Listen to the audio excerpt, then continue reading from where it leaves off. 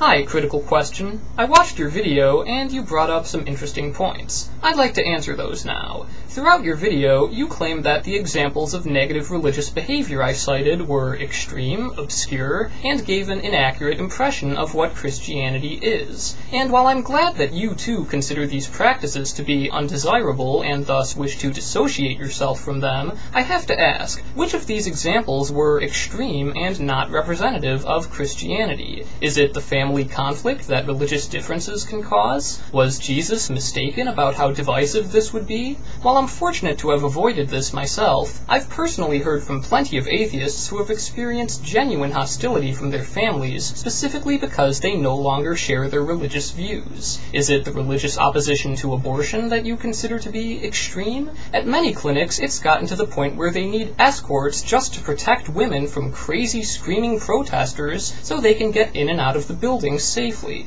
Plenty of these clinics require protection by armed guards, and the doctors who work there need bodyguards. All this at a medical facility, for goodness sakes. This is certainly not obscure or abnormal. It's a fact of life for them. Is it about the weakening of public education to accommodate religious beliefs? It's true that explicitly creationist curriculum has been largely eliminated from public schools, but there are still many school districts, especially in the South, which simply neglect to explore the topic of evolution in any detail because it could conflict with students' religious views. That isn't doing them any good.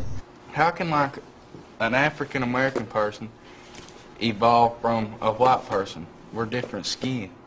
Likewise, abstinence-only education is directly drawn from a religious ideal of human sexual behavior that just doesn't reflect reality. 95% of people have premarital sex. Simply telling them not to is completely unrealistic and fails to adequately prepare them to deal with sex in a safe and responsible manner. And yet, this is all that Christianity has to offer in terms of sex education. Is it the religious resistance to gay rights that you see as not being part of popular Christianity? If so, consider what happened in California and Maine. In the campaigns for Proposition 8 and Question 1, Catholic and Mormon churchgoers gave millions of dollars to ban gay marriage, and they did so at the direction of their leaders. They were not some rogue element. This was an organized movement approved by the church hierarchy. Are you really going to dismiss Catholics and Mormons as very obscure? According to polls, support for gay marriage decreases as religious attendance increases. Unfortunately, this is representative of Christianity.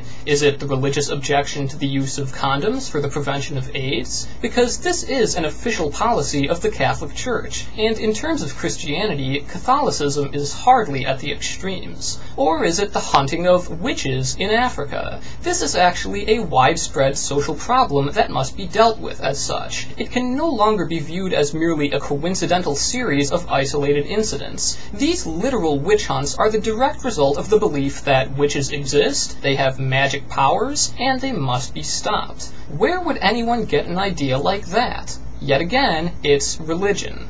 If you're saying that all of this is extreme, as in bizarre, outrageous, and totally unacceptable, then I would have to agree. But if you mean this is extreme, as in abnormal, sadly, it just isn't. Now, you also suggested that these various doctrines were a departure from what you call normal Christianity. But how do you decide which version of Christianity is the right one? Is it yours? Because the same people whose beliefs you dismiss as extreme would insist that their religion is the normal one and yours isn't. Of course, the mere fact that you disagree with one another doesn't mean that both of you are equally wrong or right. The problem is that neither of you have any useful way to determine who is right. The branches of Christianity have no shared standard by which to measure whether a particular version of Christianity is, as you said, functioning as it should. They all think they're functioning as they should. That's why Christianity and its myriad denominations fail to converge, consolidate, or reach any kind of doctrinal agreement that allows them to reunify.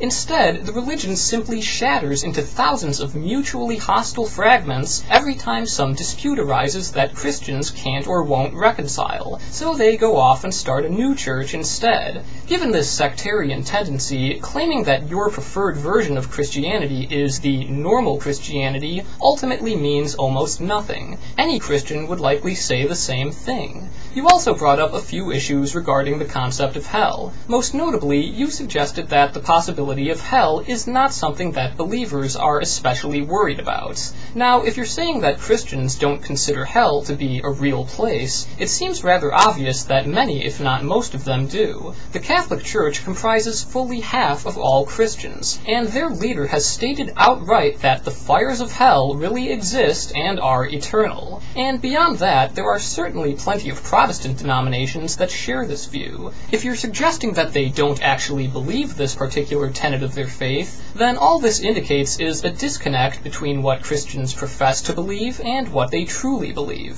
Some might describe that as dishonesty. Of course, maybe that wasn't what you meant. Perhaps you do believe that hell is a real and unpleasant place. You just think this isn't something to worry about. If that's the case, I would have to ask if you've ever spoken with any former Christians for whom this was seriously distressing during their time as believers. I'd also suggest talking to some agnostics who are afraid to openly admit they don't believe in God because of the persistent fear of what might happen to them. Really, if you're going to tell people that hell exists and they might end up there, how can you be surprised when they actually believe you? Are we supposed to implicitly recognize that this is nothing but an elaborate role-playing game? The idea that you can truly believe in hell while not being concerned about it in the slightest is genuinely puzzling to me. You said that you don't worry because you're assured of salvation. But when it comes to something like hell, just how assured are you? Let's make sure that I've understood this correctly. First, there is a place called hell where people are tortured forever. Second, it is possible that you could end up there. Third, some of the possible reasons that you could be sent there range from things like rape and murder, all the way down to trivial lies by omission, and even just thinking the wrong thoughts. You really believe all of this, and yet you're not even worried about it?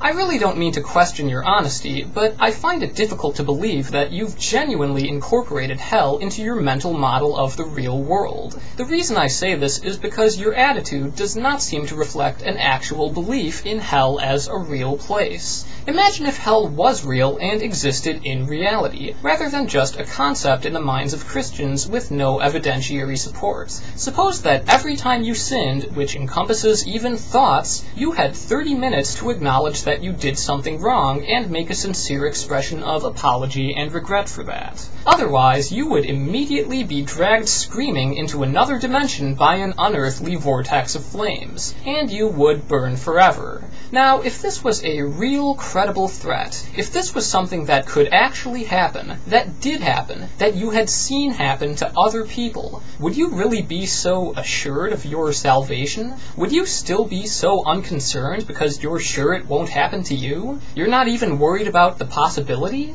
You might think this is a faulty comparison, considering that, according to Christian doctrine, hell doesn't take effect until after you die, and you have the rest of your life to make sure you're right with God. But how long is the rest of your life? You could just as easily die of a bus crash or an aneurysm or a meteorite impact in the next 30 seconds. And then what would happen? Do you really think there's not even a small chance that you might end up in hell for some reason or another, especially given the vast array of wildly varying Christian beliefs? But who knows? Maybe you truly do feel completely certain that you can avoid hell. And really, this just reveals another remarkable perversity of religion, one which I failed to adequately explain in my initial video. Your religion has given you license to confabulate the most fantastical nightmares out of absolutely nothing and pretend that they're actually real, and then just as easily banish them on nothing more than a whim. Since when does something as significant as eternal torture hinge on something so comparatively trivial as your own mental state?